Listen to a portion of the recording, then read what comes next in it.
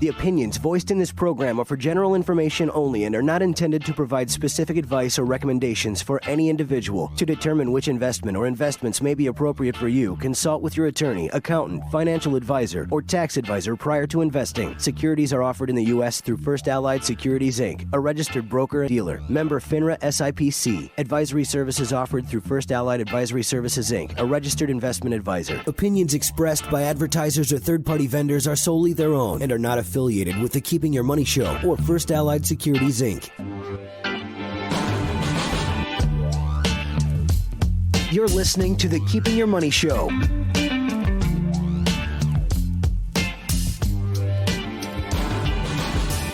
And now, the hosts of the Keeping Your Money Show, Jamie Westenbarger, Bart Steinler, and Shannon Simon. Good morning. Welcome to Keep Your Money Show. I'm Jamie Westenbarger, joined as always by Bart Steinler. Mr. Steinler, how are you doing this morning? I'm doing great. It's another $1 million morning. Indeed it is. I do need to take a moment and wish my father a happy birthday today. August 8th is my dad's birthday.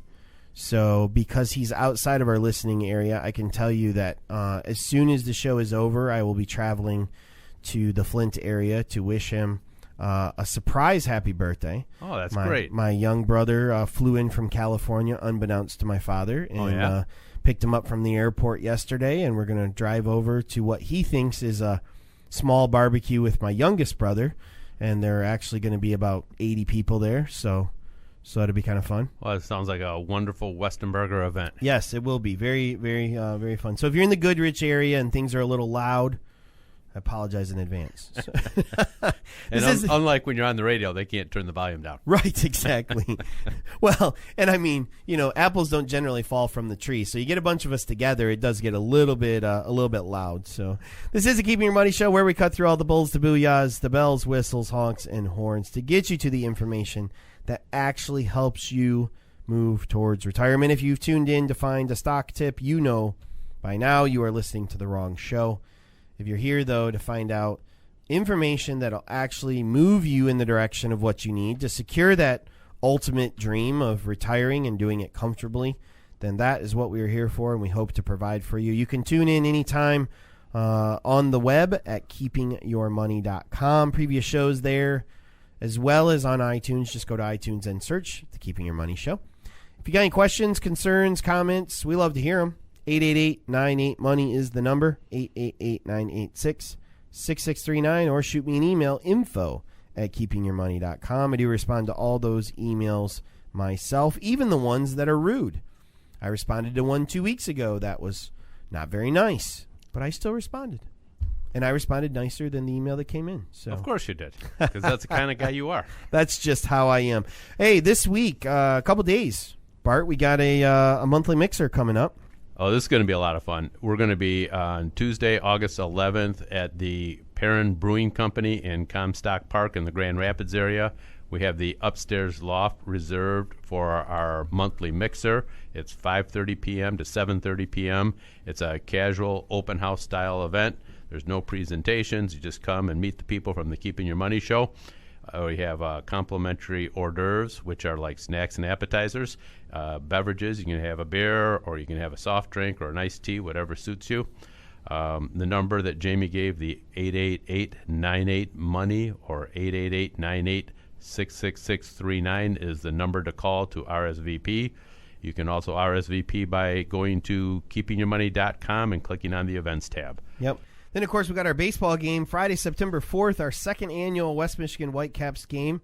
They're taking on the Fort Wayne Tin Caps. Did it last year. Great fun, great event. Going to be barbecue dinner, fireworks. Gates open at 5:30. First pitch is at 7. We have a limited number of tickets as we rented out the deck there. So if you want information on that, you can give Alicia a call and talk to her about that. Again, the number is 888-98-MONEY. So great show on deck. We're going to discuss 5 reasons not to retire early. Many times people looking at maybe that buyout to get them out of their job early. 5 money lessons to learn before marriage, things that if you're a younger couple listening, we'd like to educate you. And if you're not a younger couple listening, but you have some children at home or some grown children not at home, some good good things to discuss some about. Companies are squeezing their 401k plans, and a lot of times that is not beneficial for the employee. And then being paid to quit. Tread carefully when it comes to that buyout offer that you may be getting from your company. So let's discuss this retiring early concept. You know, it's like the American dream, right, Bart? You work at a company, you're planning on retiring at 65, and at 60, they knock on the door and say, you know what, you're starting to really cost us a lot of money, and we'd love it if you would retire early. And you're like, well, okay, I haven't really thought about that, but now what do I do? 5 reasons maybe to not retire early. The first one being, if you don't know what you're going to do after you're not working, you should probably keep working, because I know I've seen it a number of times. Person quits, they retire, they become bored, they get unhealthy, things happen. Retirement can be really mentally taxing to someone who hasn't designed or laid out plans for retirement. Do you plan to travel? Do you have hobbies? Do you have things you enjoy doing? I know everyone likes to golf, but you can't do that every day. You might think you can, but after about a year of that, your joints and your muscles might not agree with it anymore. You know, you really need to know what you're doing. Even something you love to do now, if it's all you're doing, you may get bored with it. Mm-hmm. Well, and I think the other thing is, too, if you're retiring earlier than your peers or your spouse, you know, being the only person retired of your social circle probably isn't going to be that much fun. You know, I mean, it's like I had a friend of mine who graduated college a year earlier than everyone else. You know, great accomplishment, super. But he had a year where, like, he had a lot more time on his hands than what we had, you know. And I don't think it was as much fun as maybe he thought it was going to be. So here's the situation. You retire early, but your spouse and your friends keep working. And work is really the intellectual stimulus in their life. And so then you're getting together on the weekend and everyone's talking about, well, you know, this is what I did, and I had this really interesting meeting, and this is what's going on in my life and that kind of stuff. And you're sitting there going, well, let's see, I watched the Kardashians on TV. I was just going to say. You're not going to be fitting in, you know. And you're like, did you see what Nancy Grace said on Tuesday? Yeah. You know?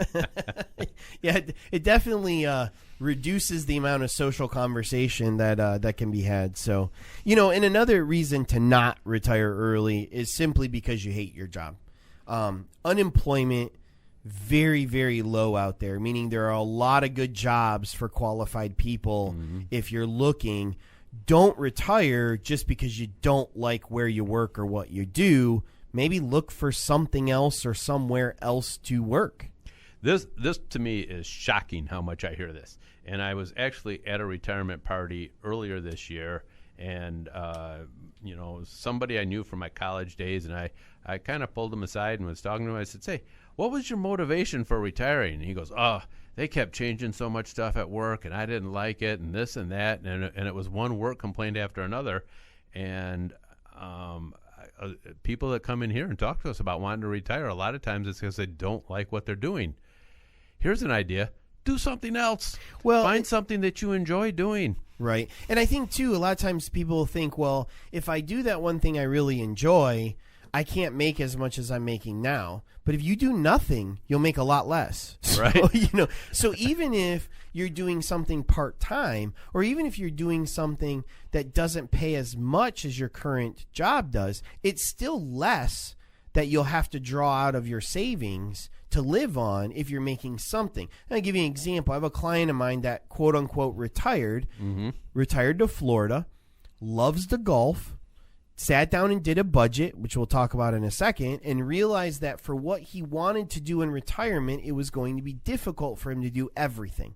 So one place that he found he could eliminate as a cost structure, he's a ranger at a golf course. He loves it. He's outdoors all day long. He gets to golf there free anytime he's not working, and they pay him, you know, a little bit of money. It's nothing huge, but between the free golf, which is what he wanted to do every day anyway, and the stipend he gets for being there, he's able to live very comfortably in retirement.